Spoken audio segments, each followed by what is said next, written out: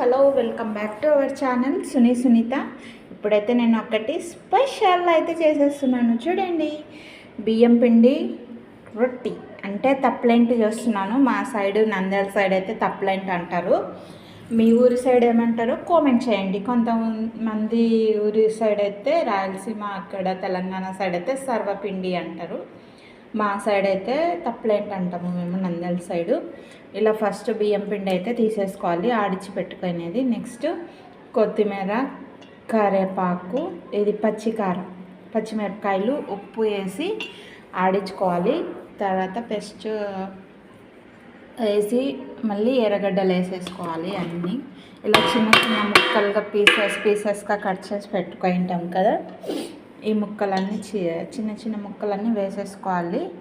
ఆ పిండికి తగ్గట్టు పచ్చికారం, మొత్తం జీలకర్ర, పచ్చికారము, ఎర్రగడ్డ, కరివేపాకు, కొత్తిమీర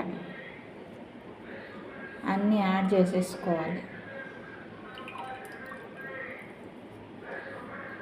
అన్నీ యాడ్ చేసుకొని బాగా మంచిగా మెత్తగా కలుపుకోవాలన్నమాట. బియ్యం పిండి రొట్టె ఇలా ఫస్ట్ మనం అంతా కలుపుకున్న తర్వాత మనము రొట్టె అనేది తట్టి కాల్చేసుకోవాలి.